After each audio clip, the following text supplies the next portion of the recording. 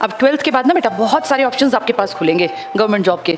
हमेशा government job जब भी आती हैं तो पहले फॉर्म्स आते हैं। ये फॉर्म्स आपको टाइम टू टाइम, जैसे आप ICS में आओगे ना, हम बताते रहेंगे भाई अब इस डिपार्टमेंट में वैकेंसी आ गई, जैसे FCI में आ गई, अब मान लीजिए इसमें आ गई CHSL में, जिसके लिए तुम सब एलिजिबल हो, कंबाइंड हायर सेकेंडरी लेवल, एक CHSL combined higher secondary level. जो बच्चे 12th पास कर गए उन सब के लिए आती है वैकेंसी। आफ्टर 12th तुम इसको भर सकते हो। और इसमें ना बेटा क्लेरिकल जॉब होती है, जैसे क्लेरिकल, जिसमें अच्छी सैलरी मिलती है, 32-35 हज़ार से स्टार्टिंग होती है, और फिर डिपेंड करता है तुमने कितना कौन से इस पे पहुंचे हो तुम।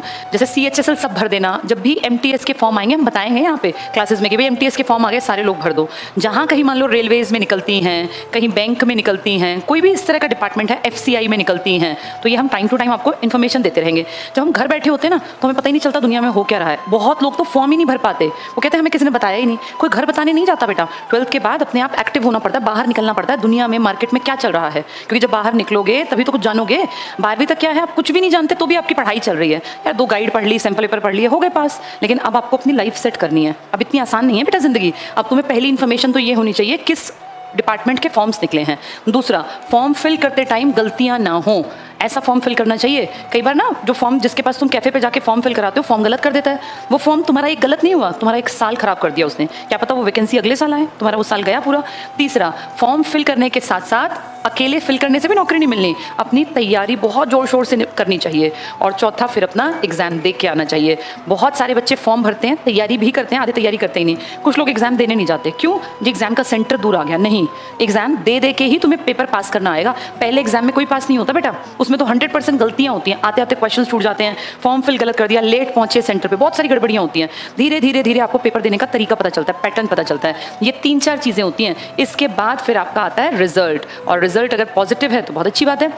डॉक्यूमेंट वेरिफिकेशन होगा, जिसको DV बोलते हैं। वो आपको बुलाएंगे, आपके 10वीं 12वीं के सर्टिफिकेट, कोई आपका कास्ट का सर्टिफिकेट है, जो भी चीज़ें हैं वहाँ पे वो वेरीफाई करेंगे डॉक्यूमेंट्स को। और अगर आपके कागजात पूरे हैं ठीक ठाक, तो फिर वो आपको एक तरह से आपको रिक्रूट कर लिया। उसके बाद आपका मेडिकल कराया जाएगा, आप फिजिकली फिट हैं, कोई बीमारी तो नहीं है। अगर पुलिस है, पुलिस में भर्ती है तो मेडिकल होता है थोड़ा सा ध्यान से। बाकी टीचर लगना है, रेलवे में लगना है, बैंक में तो फॉर्मेलिटी होती है, क्योंकि मैं टीचिंग में थी मुझे पता है, फिर फॉर्मेलिटी है, फिर ज़्यादा भारी भरकम नहीं होता। इसमें छोटा सा आई टेस्ट करेंगे, आपके फिंगरप्रिंट्स लेंगे, थोड़ी बेसिक सी चीज़ें होती हैं। और इसके बाद फिर आपको जो भी आपका सेंटर है जहाँ आपको जाना है जॉब के लिए, वो पकड़ा दिया जाएगा और आपका ज्वाइनिंग का लेटर भेज दिया जाएगा। यहाँ से स्टार्ट करते हैं बेटा तैयारी को, मतलब फॉर्म भरने से। अब तुम लोगों के टाइम पे फिलहाल तुम्हें कुछ नहीं पता, तो तुम अभी फॉर्म कैसे भरोगे, इसकी जानकारी हम देंगे। तुम स्टार्टिंग में अपनी तैयारी शुरू कर रहे हो, क्योंकि तुम लोग टाइमली आ गए हो। जो 12वीं करते ही आ गए ना, वो बेस्ट होते हैं बेटा।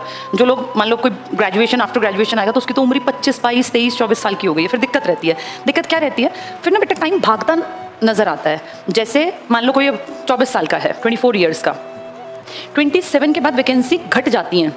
सबसे ज़्यादा वैकेंसी आती हैं 18 से लेके 27। ये बेस्ट टाइम है, गोल्डन टाइम है जॉब लगने का। इसमें जितनी जल्दी लग जाओ उतना बढ़िया। जैसे 24 वाला है, ये 24 में उठ के आया कि जो मुझे तैयारी करनी है। 25 तक मान लो, 25 जब तक इसकी एज हुई तब तक पेपर वेपर हुआ, फिर उसका रिजल्ट आया, फिर डॉक्यूमेंट वेरीफाई हुए, मेडिकल हुआ, हो सकता है 1 साल और 26 तक इसकी एज चली जाए जब तक जॉब मिले। किसी कारण से कोरोना जैसी दिक्कत आई, 2 साल कुछ हुआ ही नहीं, तो फिर ऐसे में तो ये ओवर एज हो गए बहुत लोग। कितने लोग इस कोरोना में ओवर एज हो गए, जिनको मौका ही नहीं मिला बेटा फॉर्म भरने का। पुलिस की एज ज़्यादातर ना, जैसे पुलिस में 24 साल, 21 साल, अलग अलग पुलिस होती है अलग अलग राज्य में। जैसे कहीं 21 साल मैक्सिमम एज है, कहीं 23 है, कहीं 24 है। तो मान लो जब कोरोना आया कोई 22 साल का था, तो उसको लग रहा था कि मैं तो यार अभी तो मेरे पास 2 साल पड़े, मैं तो लग ही जाऊंगा। लेकिन 22 साल के उस लड़के के लिए वैकेंसी आई ही नहीं, ना 20 ना 21, वो हो गया ओवर एज।